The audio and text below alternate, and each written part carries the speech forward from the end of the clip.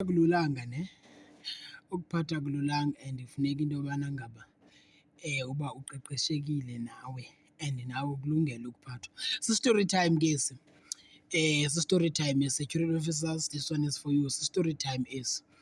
Umnganam senze u-grade 12 sobabini.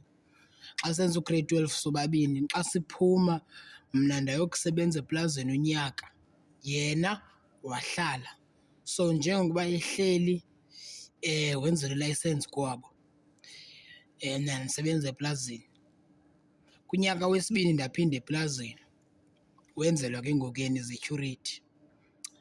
Wenzelwa i-security, wenzelwa bonke oo-grade ECD, wenzelwa u-B, wenzelwa u-A, wenzelwa i-firearm, wenzelwa everything. Unyaka wesithathu mna ndenza i-security, ndenza u-grade B, ECD and B.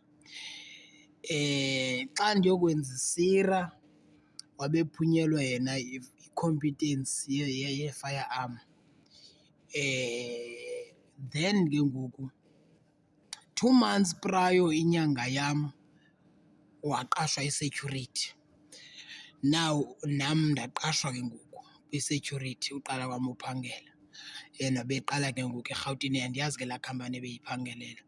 Uphangele phaa for first uqashwe mos yena ngo-August, then September, October, then ngoNovember kwaqashwa mna. Ngumnganam mos, we share everything. Ndaqashwa ke ngoku mna ndiqala uphangela i-security ngoNovember. Yena in January waba yi-supervisor. In 5 months time, like September, October, November, December, January, in 5 months time waba yi-supervisor. Ekhala ke uba abantu ipressure inintsi, ntontoni, uyabona ipressure abantu abangakwazi ibahlula kwi-handleisure umnganam. Saphangela ke ubuye waba yi-supervisor for a very long time. Waba yi-assistant site manager because ikhampani leya inkulu and then ine-divisions ezinintsi. Waphangela umnganam. Umthwalo wamnintsi ke because usebenza no-site manager. Site manager yonke into apha uyambonisa, uyamenzela. Mna siyaphangela ke ngoku apha, si-share everything nomnganam. Umnganam kwaphuma iposti eFidelity kusithiwa kufunwa i-site manager. Umnganam wafaka kulaa post, wayeka kule khampani wayotshona eFidelity wayi-site manager. Andiyazi kweyiphi isite but eRhawutini wayi-site manager, uyeva. At the age of 23 waba yi-site manager. Khumbula apha epostile umnganam, site manager, age 23, I'm gonna buy a car soon and everything. Ntswempu umnganam, ntswempu, unxiba kakuhle, uphatha i-iPhone, everything, ntswempu. Okay. Usebenze njengo-site manager 4 months, wakhala wandifowunela wathi, Prince Fate, andisakwazi uyenza, ndiyohluleka. Ngoku njengoba ndithetha nawe umnganam uyekile, warizayina, wayeka kwaFidelity. Wahlala phantsi wathi uzawuzama uphinda ubuyela kulaa khampani ebeyiphangelela. If kuzawuba possible, andimazi uzawubuyela, andiyazi uba uza kwenza kanjani, but sizobona.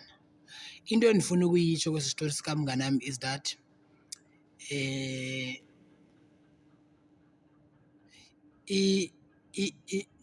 leading people, it's not easy. Ukhokela abantu akululanga, and then ukhokela abantu kungelulanga nje. Nawe you need to be mentally ready.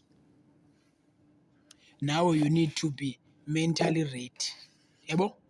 So into endiza kuthi namhlanje good people is that hlala kule ndawo uThixo akakubeke kuyo. Hlala kule ndawo uThixo akubeke kuyo. Even uThixo uthe no uhlala kule ndawo, hlala kule ndawo uThixo akubeke kuyo. Uyayazi yena uThixo into yobana ngakucwangcisela ntoni, but ungahlali nje. Hlala nawe ufuna izinto zokuzikhuphula. Uyabona yena ngoku une-experience eninzi kwi-security. At the age of 23 he has done izinto endiqonda uba ndiyazirhalela mna kule ndawo endikuzo, yabo. I'm happy for him.